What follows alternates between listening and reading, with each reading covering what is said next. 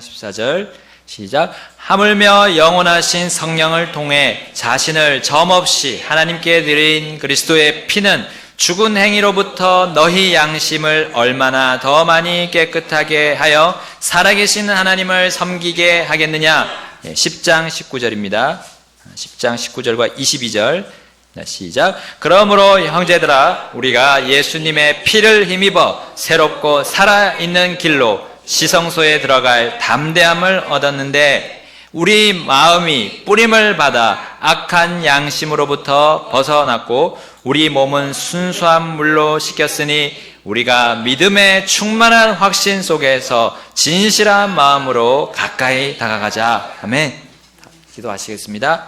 하나님 아버지, 주님의 피로 인해, 주님의 그 귀한 보혈로 인해 감사드립니다. 이 시간 그 보혈로 저희들을 씻어주셔서 저희들이 주님 앞으로 나아갈 수 있게 해주신 것 감사합니다. 주님, 또 이 예수님의 피에 대해서 더 저희들이 배우고 또 그 가운데 저희들의 소망의 확신과 기쁨을 끝까지 붙들 수 있게 해주십시오. 주님의 모든 이 말씀을 저희들 성령님을 통해서 또한 말씀해 주시고 저희들이 가야 할 방향을 제시해 주시기를 원합니다. 예수님의 이름으로 기도드립니다. 아멘. 앉아주시겠습니다. 우리는 그동안 해왔던 일을 멈추고 전혀 새로운 일을 시작할 때 우리의 몸과 이렇게 마음이 좀 쉽게 움직여지지 않는 모습을 보게 됩니다. 그 하나의 좋은 예가 있습니다.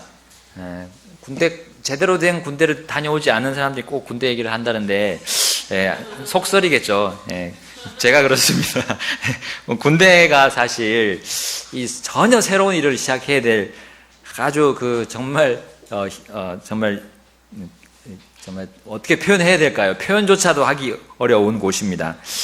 방위도 똑같고요. 전투경찰, 의무경찰, 똑같습니다. 특전대도 포함되죠. 여기서 특전대는 4주 훈련 혹은 1주 훈련 받고 오신 특별부대를 말하는 것입니다. 훈련소에서의 모습, 그리고 배치된 그 자대에서의 그 첫 모습이, 이게 뭐야? 난 몰라. 난 뭐 해야 할지를 몰라라는 그런 의미가 우리 얼굴에서 새겨집니다. 그 훈련병들의 얼굴에서 새겨지고 또 자대 배치받은 그 이병의 얼굴에서 새겨져 있습니다. 모든 것이 새롭고 낯설잖아요. 그 마음이 굉장히 부담되고 힘듭니다. 어리석은 것은 아니에요. 어리석은 것은 아닙니다. 그래서 어리바리라고 하잖아요. 어리바리하다. 우리 고참들이 신참 보고 어리바리하다 그러잖아요. 어리석은 건 아닙니다. 몰라서 어떻게 해야 될지를 모르는 그 상황을 보여주고 있는 것이 어리바리하다라는 말이죠. 그러므로 우리 각종 군대뿐만 아니라 여러분 학교도 똑같습니다. 직장도 똑같아요. 새 학년, 새 학기, 또 새 직장 이렇게 들어가게 되면 새로운 일에 잘 적응할 수 있도록 준비하는 시간을 줍니다. 또 준비시켜 주기도 하고요. 몇 개월간의 훈련을 시키기도 하고요. 선행학습을 하죠. 어린이들. 또 선행교육도 시킵니다. 그래야 새로운 환경에 적응하고 새로운 공부를 할 수 있고 과업을 성취할 수가 있기 때문입니다. 자, 이와 마찬가지로 우리 한 번 태어난 그리스도인들, 한 번 태어난 그리스도인은 아니죠. 두 번 태어나야 되죠. 한 번 태어난 채로 살았던 자연인이 두 번째 태어나게 되면 이제 하나님의 자녀가 되는데 마찬가지로 훈련을 받아야 됩니다. 새로운 환경에 이제 접어들었거든요. 완전히 새로운 피조물이 됐다고 성경은 말하고 있습니다. 선행학습과 교육을 받아야 되고 재교육을 또 받아야 됩니다. 이 세상에 대한 모든 것들이 어떻게 돌아가는지에 대한 재교육이 필요합니다. 여러분, 바로 본문에 나오는 히브리 그리스도인들도 마찬가지였습니다. 오늘 본문인 8장에서 10장까지의 내용이 바로 그와 같은 내용입니다. 이 세 장의 내용 길지만 사실은 히브리 그리스도인들이 가지고 있던 옛것들, 옛날에 배웠던 것들을 이제 버리고 새로운 것을 배워야 함을 보여주고 있습니다. 그래야 그들이 받은 소망의 확신과 기쁨, 바로 예수님을 끝까지 굳게 붙들 수 있었기 때문입니다. 여러분, 히브리 그리스도인들이 재교육 받아야 할 부분은 바로 하나님께서 주셨던 첫 번째 언약이었습니다.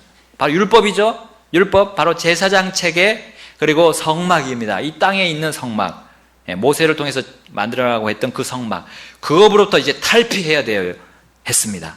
왜냐하면 첫 번째 주신 것은 바로 그림자였기 때문입니다. 우리 히브리서 8장 5절에 나오죠. 이 제사장들은 모세가 성막을 만들려 할 때에 하나님께 공고받은 바와 같이 하늘에 있는 것들의 본보기와 그림자를 섬기나니 그분께서 이르시되 너는 조심하여 산에서 내게 보여준 양식에 따라 모든 것을 만들라 하시니라. 이렇게 바로 히브리 그리스도인은 그러한 옛날의 것들, 성막에 있는 것들, 그 묵은 것들은 이제 다 끝내야 했습니다. 왜냐하면 예수님이 오셔서 그 율법을 성취하셨기 때문입니다. 제사장 체계조차도 예수님이 대제사장이 되셔서 다 그것이 멈췄습니다. 희생물 드릴 필요가 없게 되었습니다. 예수님이 바로 완전한 어린 양이 되셨기 때문입니다. 바로 예수님을 통해 성취된 율법은 버려져야 했고요. 이제 새로운 것들을 그들은 배워야 했습니다. 바로 예수님의 것들입니다. 예, 예수님의 것들.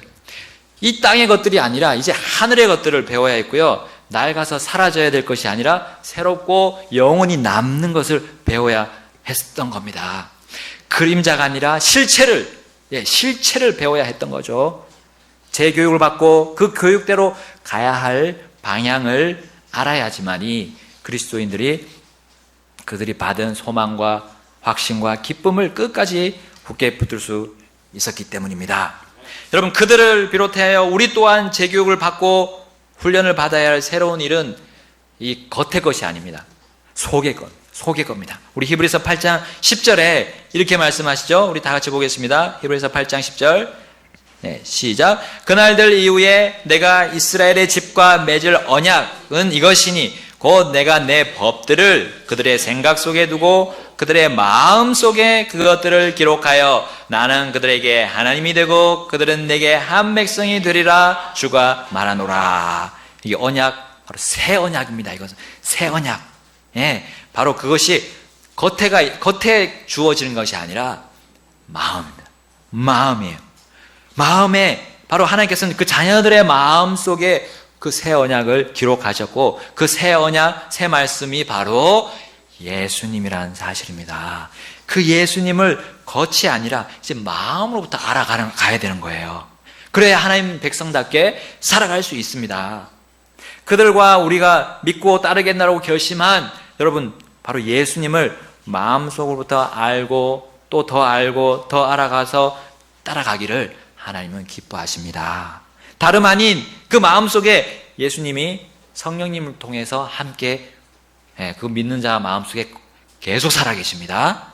그분을 믿은 그 마음은 더 이상 나의 생각과 나의 목표가 아니라 이제 하나님의 생각, 아버지의 생각, 아버지의 목표를 담는 그릇이 되었습니다. 새 마음이 됐죠? 새 마음. 주님이 새 마음을 창조하셨다고 성경은 말씀하고 있습니다. 자, 그 마음의 새 언약, 바로 곧 예수님을 주신 이유는 다름 아닌 바로 그 주님 자체를 더욱 알아가도록 하기 위함입니다. 우리 히브리서 8장 11절에 말씀하죠. 그들이 각각 자기 이웃과 각각 자기 형제를 가르쳐 말하기를 주를 알라 하지 아니하리니 이는 가장 작은 자로부터 가장 큰 자에 이르기까지 모두가 나를 알 것이기 때문이라. 아멘. 자, 이제 막 예수님을 믿고 구원받은 하나님의 자녀들은 주님 예수님에 대한 또 더 깊이 있는 재교육이 필요했습니다. 예수님을 믿는 실제 삶이 무엇인지를 알아가야 됩니다. 무엇이 하나님의 백성의 새로운 삶인지 분명히 알고 체득할 필요가 있었기 때문입니다. 여러분, 내 영과 혼과 몸이 이제 내 것이 아닌 게 되었어요. 예수님의 것이 되었다는 겁니다. 나는 예수님을 통해서 내 영이 다시 태어났고요. 내 혼이 구원을 받았고요. 내 몸이 구속을 받게 될 것이라는 겁니다. 하나님의 자녀가 된 나는 더욱 하나님과 가까워지며 그분에게 다가가야 됩니다. 그분이 주시는 긍휼과 은혜를 받으면서 살 수 있도록 마음으로부터 예수님에 대해서 더 알고 더 체득해야 된다는 거예요. 자, 그럼 오늘 본문을 통해서 예수님의 무엇을 더 알아야 되냐? 그 재교육 받을 것이 무엇인가라는 겁니다. 자, 예수님을 따르는 그리스도인이라면 마음으로부터 배워야 할 예수님에 대한 선행학습, 그것은 바로 예수님의 피입니다. 예수님의 피입니다. 우리 한 몇 달 전에 담임 목사님을 통해서 우리 들었습니다. 예수님의 보혈에 대해서 다시 한번 보겠습니다. 히브리서를 중심으로 보겠습니다. 자, 그리스도의 피가 얼마나 귀한지를 우리 오늘 본문이 말씀하고 있어요. 9장 14절 아까 읽었던 부분이에요. 우리 한 번 더 읽겠습니다. 9장 14절 시작. 하물며 영원하신 성령을 통해 자신을 점없이 하나님께 드린 그리스도의 피는 죽은 행위로부터 너희 양심을 얼마나 더 많이 깨끗하게 하여 살아계신 하나님을 섬기게 하겠느냐. 아멘. 여러분, 하나님의 자녀가 하나님 앞에 갈 때 하나님은 우리 겉을 보십니까? 아니죠. 마음을 보십니다. 마음을 보십니다. 새 언약을 통해 새 마음을 받았는데 과연 그 새 마음대로, 새 언약대로, 하나님의 말씀대로, 또 예수님의 모습대로 제대로 작동을 하고 있는가를 하나님께서 보시는 거예요. 우리가 경배 드리러 오기 나올 때, 또 하나님의 일을 하기 위해 봉사할 때, 하나님의 교회 모임에서 우리가 행사를 또 진행하면서 같이 참여할 때, 여러분, 내 마음은 어떻습니까? 내 양심이 어떻습니까? 깨끗해져 있습니까? 깨끗해져야 우리가 드리는 그 모든 일들이 하나님께 받아들여질 수가 있다는 거예요. 하나님이 받으신다는 겁니다. 그 경배를 받으시고 그 봉사를 받으시고 헌신을 받으신다는 거예요. 바로 그 양심이 깨끗하게 되기 위해서는 우리의 행위가 필요 없습니다. 우리의 노력이 안 돼요. 노력을 해도 안 돼요. 우리의 지식, 지혜 안 됩니다. 할 수 있는 그 단 한 가지 일은, 한 가지 도구는 바로 예수님의 피입니다. 아멘. 예수님의 피만이, 그 보배로운 피만이, 점도 없고 흠도 없는 보배로운 피만이 바로 우리가 주님을 섬기는 것이 바르게 섬겨질 수 있게 된다는 거예요.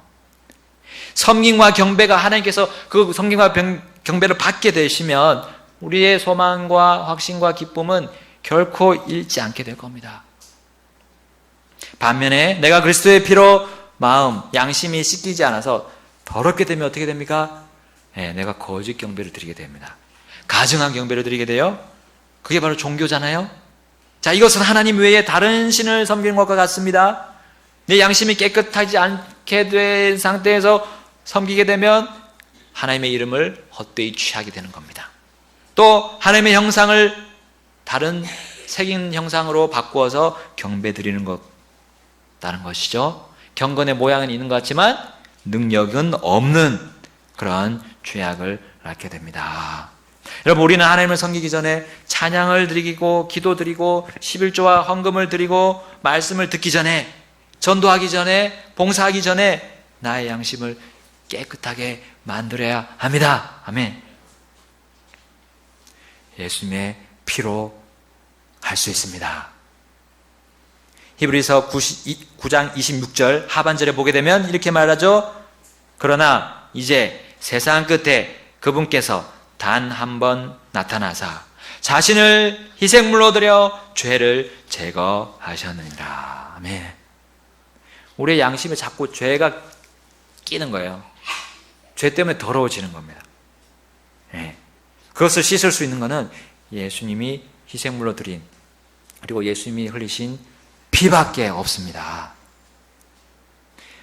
여러분, 예수님의 그 보혈이 얼마나 큰 능력이 있어서 우리의 양심을 깨끗하게 할 수 있습니까? 자, 오늘 본문은 예수님의 피가 십자가에서 죽으신 그 당시로 끝나지 않았음을 강조하고 있습니다.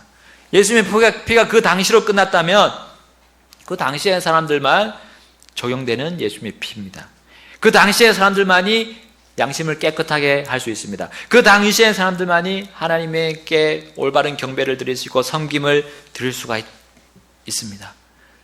그런데 우리에게 기회가 없을 것입니다. 그러나 우리 양심을 깨끗하게 하여 하나님을 제대로 섬길 수 있고 바르게 섬길 수 있게 하는 예수님의 피의 효력은 지금도 여전합니다. 아멘.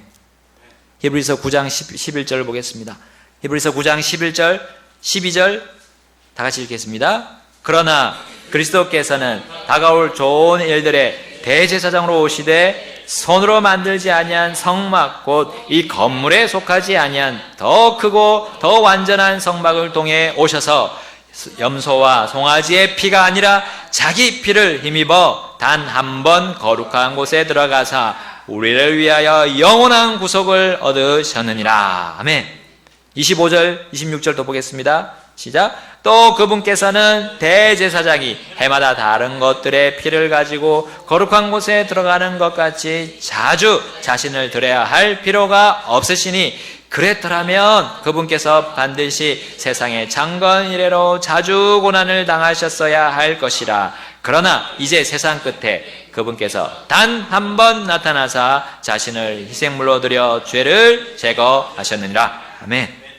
예수님이 흘리신 피가 영원하다고 했습니다. 아멘. 영원합니다. 영원하면 우리 시대까지도 적용이 될 수가 있습니다. 그 피의 효력이 계속 가는 겁니다. 예수님의 피는 땅의 지성소에 뿌려진 것이 아닙니다. 유한한 짐승의 그 피가 아닙니다. 하늘의 거룩한 거기, 하늘의 거룩한 그 성막에 뿌려졌고요. 거기 어디입니까? 거기에 있는 지성소, 하늘의 지성소에, 하늘의 긍휼의 자리에 뿌려졌다는 거예요. 예수님의 피가 하늘에 있다면 여러분 영원한 겁니다. 그 피의 효력은 계속 갑니다. 그 피가 결코 썩지 않습니다. 예. 자, 그래서 우리의 양심이 그 피로 깨끗하게 될 수 있다는 겁니다.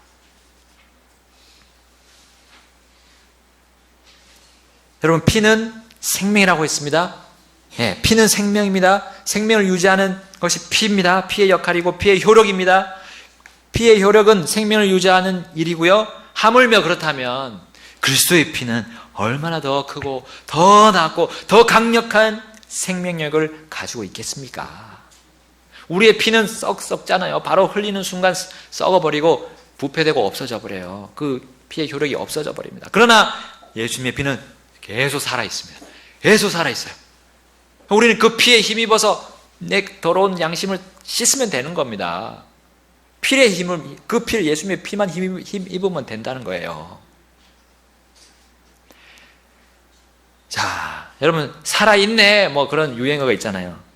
살아계신 하나님의 자녀들이 살아있어야죠. 왜냐하면 예수님의 피가 살아있잖아요. 그 피를 힘입어서 살아있어야죠.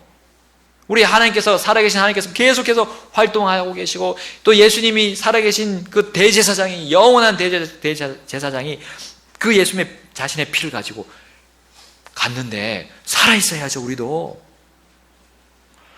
여러분, 물과 불이 두렵지 않는다는, 창검이 겁나지 않는다는 그 찬송의 가사 있잖아요. 물불이 두렵지 않고 창검이 겁나랴. 예? 자, 그 사람들 다 살아있었어요. 죽은 것 같이 이 세상을 살지 않았다는 거예요. 바로 예수님의 그 살아있는 피를 힘입었기 때문입니다. 히브리서 11장 33절에서 38절까지 그들이 물불이 두렵지 않고 창검이 겁나지 않는 그런 삶을, 생명 영역이 있는 활기찬 삶을 살았다는 것은 거기서 증명하고 있습니다. 그들이 바로 이 예수님의 피를 힘입고 살았기 때문입니다. 자, 예수님의 피가 단 한 번 드려졌고요, 여전히 살아있고요, 그 생명력은 영원하다는 사실 우리 늘 기억해야 됩니다. 기억해서 늘 양심을 깨끗하게 씻는 작업을 계속해야 된다는 거예요. 여러분, 사람은 변덕이 있어서 오르락 내리락 출렁출렁 할 때가 많잖아요. 양극단을 막 오가기도 하고요. 근데 하나님, 예수님, 그리고 예수님의 그 피는 여전합니다. 그 효력은 계속 갑니다. 예? 마치요, 그 무해한, 전혀 무해한 방부제가, 영원한 방부제가 들어가 있는 것과 같습니다. 절대로 썩지 않습니다. 예수님의 피의 효력은, 우리를 양심을 깨끗하게 해주는 그 피의 효력은 영원합니다. 여러분, 베드로전서 1장 23절을 보겠습니다. 베드로전서 1장 23절. 베드로전서 1장 23절입니다. 네. 베드로전서 1장 23절. 그 뒷 구절에 성경에 있죠. 히브리 야고보 베드로전서 1장 23절. 시작. 너희가 다시 태어난 것은 썩을 씨에서 난 것이 아니요 썩지 아니할 씨에서 난 것이니 살아있고 영원히 거하는 하나님의 말씀으로 된 것이니라. 아멘. 왜 갑자기 피를 얘기하다가 말씀을 얘기하죠? 그 씨를 얘기하죠? 예. 바로 이유는 오늘 본문에서 예수님의 피를 또 다른 명칭으로 부르기 때문입니다. 우리 본문에 돌아오게 되면 9장 15절에 보게 되면 히브리서 9장 15절에 보게 되면 예수님의 피는 새 상속 언약의 피입니다. 새 상속 언약의 피. 이거는 예수님조차도 직접 말씀하셨죠. 마태복음 26장 28절에 이것은 죄들의 사면을 얻게 하려고 많은 사람을 위하여 흘린 나의 피 곧 새 상속 언약의 피니라. 아멘. 마가복음 14장 24절에 똑같은 말씀이 있고 누가복음 22장 20절에도 똑같은 말씀이 있습니다. 그래서 바울이 고린도 교회에게 또 말씀하죠. 고린도전서 11장 25절에 저녁 식사 뒤에 또 그와 같은 방식으로 잔을 집으시고 이르시되 이 잔은 내 피로 세우는 새 상속 언약이니 너희가 그것을 마실 때마다 나를 기억하여 이것을 행하라 하셨느니라 했습니다. 여러분 상속 언약, 여기 새 상속 언약의 상속 언약은 무엇입니까? 여러분 영어 성경 보시면 테스터먼트, 우리 그 성경을 올드 테스터먼트, 뉴 테스터먼트, 구약 신약이라고 하죠. 자, 그 테스터먼트입니다. 그러니까요, 넓게 보게 되면, 넓은 의미로 보면 하나님의 변하지 않는, 하나님이 반드시 이루시는 말씀이라는 거예요. 좁게 보면 유언이죠, 유언. 근데 약속이고 또 반드시 이루어지는 확실한 말씀이라는 겁니다. 말씀이에요, 말씀. 예수님의 피와 말씀은 불가분의 관계라는 겁니다. 불가분의 관계입니다. 피가 가면요, 말씀이 같이 따라가고, 말씀이 가면 피가 따라가는 거예요. 자, 우리 시편 119편 89절에 이렇게 말씀합니다. 오 주여, 주의 말씀은 영원히 하늘에 정착되었사오며 했습니다. 우리 예수님의 피도 하늘에 있습니다. 썩지 않아요. 두 개 다 썩지 않아요. 말씀과 피의 영향력은 계속 가는 겁니다. 변함이 없어요. 그 효력은 계속 가는 겁니다. 히브리서 9장 24절에 또 이 피에 대해서 말씀하신 그리스도께서는 손으로 만든 거룩한 처소들 곧 참된 것의 모형들 안으로 들어가지 아니하시고 하늘 그 자체 안으로 들어가사 이제 우리를 위하여 하나님 앞에 나타나시느니라. 아멘. 하나님 피로, 자신의 피로 가지고 하늘의 성소, 지성소, 긍휼의 자리에 들어가셔서 뿌리셨다는 거예요. 그리고 거기에 또 말씀이 같이 들어가 있다는 겁니다. 영원히 썩지 않는 예수님의 피와 씨, 즉 하나님의 말씀이 우리의 양심을 깨끗하게 해주고 있다는 사실입니다. 피와 말씀을 우리가 붙잡고 산다면 우리는 우리의 가진 소망의 확신과 기쁨을 끝까지 굳게 붙들 수 있을 것입니다.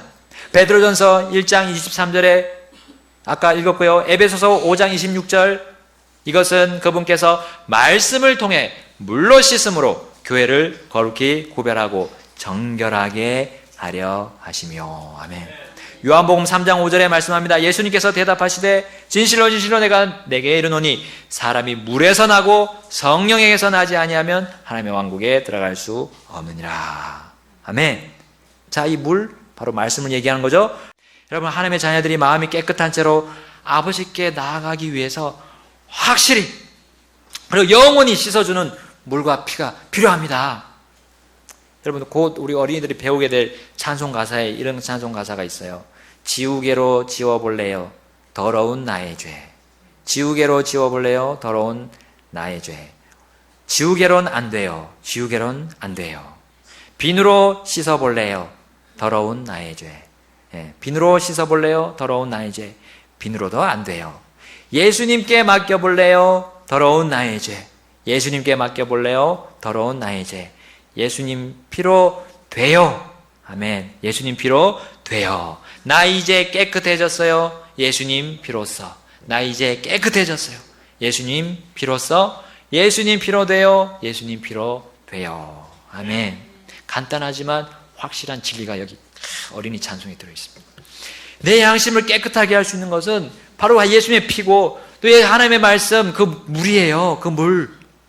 다른 게 필요가 없고요. 다른 건 할 수가 없습니다. 예수님의 흘리신 피를 매일 매순간 힘입어야 됩니다. 하나님의 말씀을 그 피를 대변하고 있는 하나님의 말씀을 빠짐없이 묵상해야 됩니다. 여러분 성경이 피로 물들어져 있다고 누가 말씀을 했잖아요.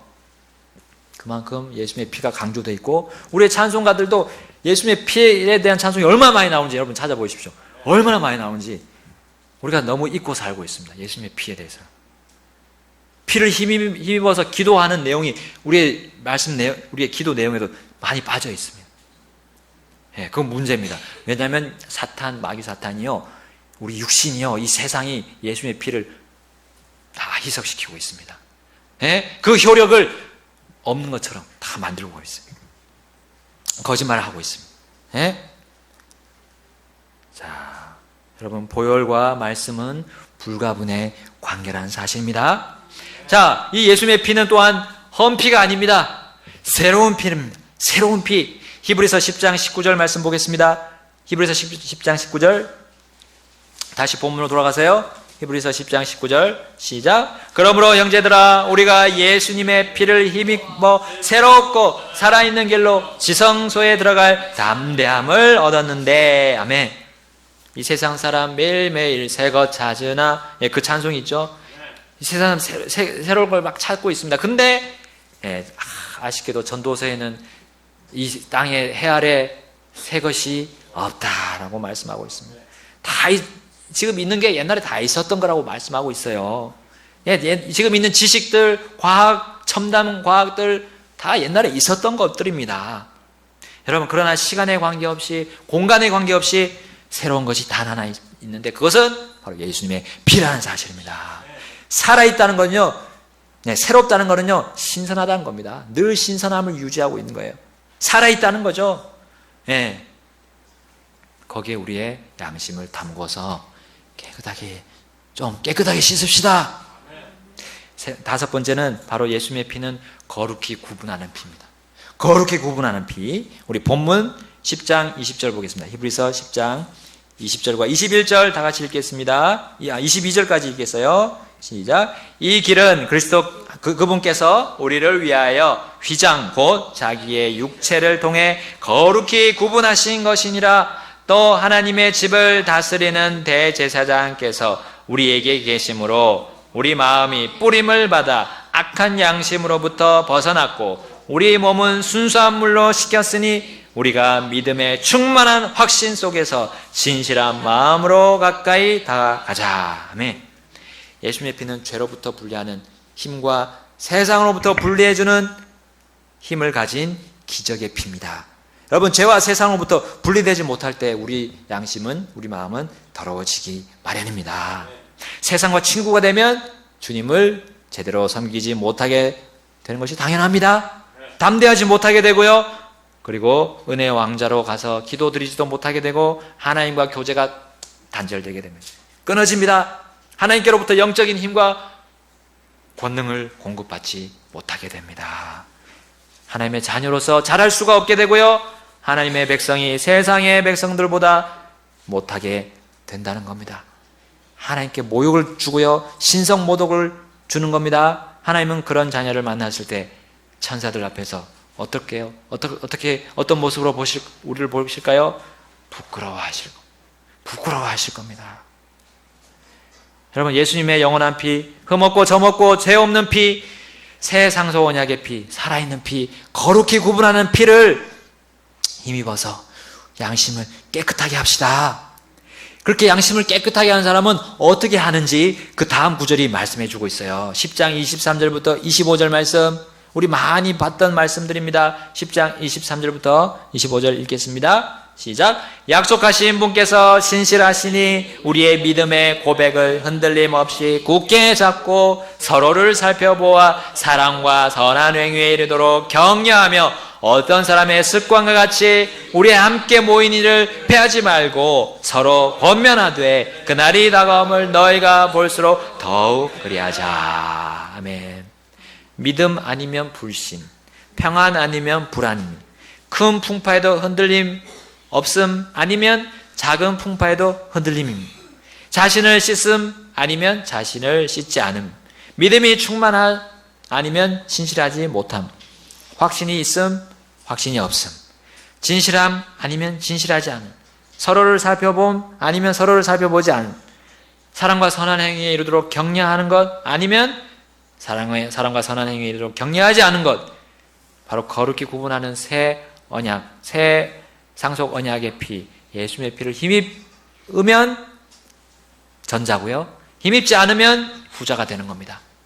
양심이 깨끗한가 더러운가, 그것에 대한 단적인 실제적인 예는 내가 바로 교회 모이기를 권면하는가, 아니면 교회 모이기를 폐하느냐, 두 가지로 갈라지게 됩니다. 반드시 그렇게 드러나게 되어 있습니다. 내 양심이 지금 깨끗하게 씻어지는 작업이 계속 되고 있는가? 그러면 모이기를 힘쓰게 될 겁니다. 그러나 그렇지 않으면 모이기를 폐하게 될 겁니다. 단적인 예입니다. 여러분, 우리 모습은 어떻습니까? 모이기를 권면하고 있습니까? 아니면 모이기를 폐하려고 합니까? 어떻게 하면 빠지려고 하고 있습니까? 아니면 어떻게 하려면 참석하려고? 네. 우선순위가 뭐냐는 거예요. 교회 모임의 우선순위가 되고 있냐는 거예요. 우선순위가 되면 늦게서라도 오게 됩니다. 그렇죠? 주객이 전도되지 않습니다. 우선순위가 바뀌지 않을 것입니다. 그리고 우리는 소망의 확신과 기쁨을 끝까지 굳게 붙들 수 있게 될 겁니다. 여러분, 어떻게 예수님의 피를 힘입을 수 있습니까? 어떻게 교회 은혜의 왕자로 담대히 가서 교회 우선순위를 가질 수 있습니까? 바로 교회 모임과 행사들을 내가 우선적으로 두고 내 생활을 계획하고 있냐는 거예요. 거기서 결정이 되는 겁니다. 구원받은 우리 당시 모습을 한번 생각해 보시죠. 그때 한번 생각하고 그때를 우리 회복해야 됩니다. 그때는 내가 교회 나가는 거에 물불이 가로막지 못했어요. 천재지변도 막지 못했습니다. 직장도 막지 못했고, 학교도 막지 못했고, 사랑하는 가족조차도 막지 못했어요. 그렇지 않습니까? 기억해 봅시다. 회상해 봅시다. 우리 히브리서 말씀이 그렇게 말씀하고 있습니다. 히브리서 10장 32절, 그러나 너희가 조명을 받은 뒤에 고난의 큰 싸움을 견뎌냈던 이전의 날들을 회상해 보라. 한편으로는 너희가 비방과 고난으로 말미암아 구경거리가 되었고, 또 한편으로는 그렇게 취급받은 자들과 사귀는 자들이 되었으니 너희에게 하늘에 더 낫고 영구한 실체가 있는 줄 너희 자신이 알므로 결박 중에 있는 나를 너희가 불쌍히 여겼고 너희 재산을 노략당하는 것도 기쁘게 여겼느니라. 아멘. 히브리 그리스도인들도 모이기를 폐하는 형태들이 막 일어나고 있었던 거예요. 근데 너희들 옛날을 생각해보라. 처음에 믿었을 때를 생각해봐라. 너희들 그렇게 하지 않았다는 거예요. 잘 모였다는 거예요. 어떻게 하면 모일까 고민하고 고심했다는 사실입니다. 여러분, 이 교회보다 더 나은 모임이 있습니까? 이 세상에? 이 교회는 어떻게 사셨습니까? 주님 하나님의 피 값으로 사셨다고 했습니다. 오직 점도 없고 흠도 없는 어린 양의 피 같은 그리스도의 보배로운 피로 된 것이 교회 아닙니까? 에베소서 5장 27절처럼 또 그것을 바로 교회를 주름이나 점이나 그런 것이 없는 영광스러운 교회로 자기를 위해 제시하려 하심이며 교회가 거룩하고 흠이 없게 하려 하심이라. 아멘. 하나님이 이 교회에 얼마나 큰 관심을 두고 계신다는 사실을 우리가 안다면, 거기 안에 예수님의 그 피가 들어있다는 사실이에요. 우리가 이 교회에 보이지 않지만 피가 예수님의 피로 덮여 있고 피로 범벅이 되어 있다는 사실이에요. 그 피를 우리가 알고 배우고 있다면 우리는 그 보혈을 힘입어서요 양심을 깨끗하게 하는 이 교회 모임과 행사 자리로 와야 된다는 겁니다. 그러면 하나님이 뭘 주시겠어요? 보상을 주신다고 약속하셨습니다. 히브리서 10장 35절에 보겠습니다. 시작. 그러므로 너희 확신을 버리지 말라. 그것이 큰 보응을 얻게 하느니라. 아멘. 무슨 확신요? 교회 모이기를 권면하면 또 참여하면 보상을 주신다는 확신 아닙니까? 교회 모임을 통해 우리가 보상을 받는 확신을 주님께서 오실 때까지 굳게 붙들기 위해서는 뭐가 필요합니까? 그 다음 구절에 말씀하고 있습니다. 36절, 너희가 하나님의 뜻을 행한 뒤에, 바로 이 교회 모임에 모인 뒤에 그 약속하신 것을 받기 위해 너희에게 인내가 필요하니라. 인내가 필요합니다. 참는 게 필요해요. 왜냐하면 우리가 모이는 것을 방해하는 것들이 너무나 많이 공격하고 있습니다. 마귀가 공격하고 있고요. 세상이 공격하고 있고요. 내 육신, 내 양심을 더럽게 계속 만드는 이것들이 시시각각으로 다가와서 우리가 교회에 안 나오면 못 모이도록 그렇게 하고 있습니다. 나의 믿음과 내 확신을 버리게끔 만드는 것들이 너무나 많이 우리 앞에, 우리 주위에서 우리를 공격하고 있다는 사실을 우리는 잊지 말아야 됩니다. 여러분, 내가 서 있는 이 자리, 이 교회가 서 있는 이 자리, 예수님의 피가 머물러 있는 자리, 우리 그 피로부터 발을 빼면 안 돼요. 거기서 멈춰서 서 있어야 됩니다. 서 있어야 돼요. 그것을 주님이 기뻐하시죠. 거기서 발을 빼고 뒤로 물러나면 주님은 기뻐하지 않으신다고 말씀하셨습니다. 10장 38절 이제 의인은 믿음으로 살리라. 그러나 어떤 사람이 뒤로 물러가면 그 내 혼이 그를 기뻐하지 아니하리라. 그러나 우리는 뒤로 물러가 멸망에 이르는 자들에게 속하지 아니하고 믿어서 혼의 구원에 이르는 자들에게 속하느니라. 아멘. 아멘. 주님은 마음을 보십니다. 양심을 보십니다. 내 양심이 깨끗한가?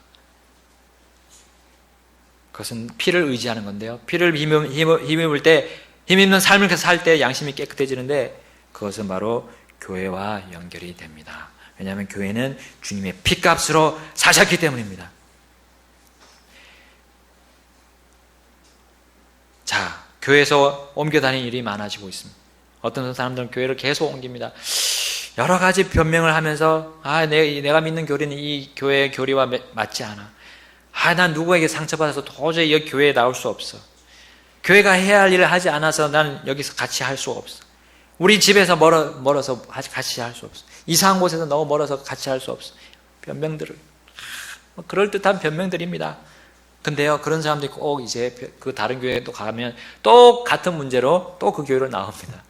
또 나와서 또 다른 교회를 찾아갑니다. 근데 거기서 또 채우지 못해요. 자기의 시각으로 찾고 있습니다. 자기의 기준으로 교회를 찾고 있습니다. 계속 옮겨 다녀야 될 것입니다. 근데 그런 사람들을 하나님이 뭐라고 말씀하시냐? 히브리서 10장 29절에 이렇게 말합니다. 하물며 하나님의 아들을 발로 밟고 자기를 거룩히 구별한 언약의 피를 거룩하지 아니한 것으로 여기며 은혜의 영께 무례히 행한 자가 당연히 받을 것으로 생각되는 형벌은 얼마나 더 극심하겠느냐. 너희는 생각해 보라. 31절에 살아계신 하나님의 손안으로 떨어지는 것은 두려운 일이로다. 이게 모임과 교회와 피와 예수님의 피와 교회와 그 다음 구절로 연결된다는 걸 여러분 잘 보셔야 됩니다. 교회를 하찮게 여기게 되면 하나님의 아들을 발로 밟는 거예요. 짓밟는 겁니다. 그리고 자기를 거룩히 구별한 언약의 피를 거룩하지 않은 것으로 여기는 겁니다. 은혜의 영께 무례히 행하는 겁니다. 여러분, 모든 죄는 용서받을 수 있지만 은혜의 영, 성령님을 거스르는 것은 용서받지 못한다고 했습니다. 그 형벌은 극심하다고 했습니다. 하나님의 손안으로 떨어져서 두려운 일을 당한다는 사실이에요. 교회를 하찮게 여기면 안 됩니다. 여러분, 이제 세상과 마귀와 내 육신, 교회를 하찮게 여기고자 하는 이 세상과 마귀와 육신을 향해서 우리는 이렇게 외쳐야 됩니다. 예수님의 피를 힘입어 나는 여기 서 있어야 된다. 영원한 권능의 세상속 언약의 피가 나에게 뿌려졌다. 이 교회에서 주님을 섬기는 나를 건들지 마라. 내가 주님과 함께 서 있는 이 교회 모임을 방해하지 말라. 영원하신 대제사장께서 항상 내 옆에 계신다. 내 양심을 더럽게 하지 마라. 나는 주님께 붙어있다. 감히 그분과 함께 있는 나를 너의 손에 있는 털조차도 건들 수 없다. 주님께서 흠없고 점없는 고귀한 피와 새 상소 언약의 피로 나를 사셨기 때문이다. 너는 나를 다시 데려갈 수 없다. 나는 양심이 깨끗한 채로 주님을 여기서 기쁘시게 해드릴 것이다. 우리는 외쳐야 됩니다. 하나님께 견단하겠습니다. 기도하시겠습니다.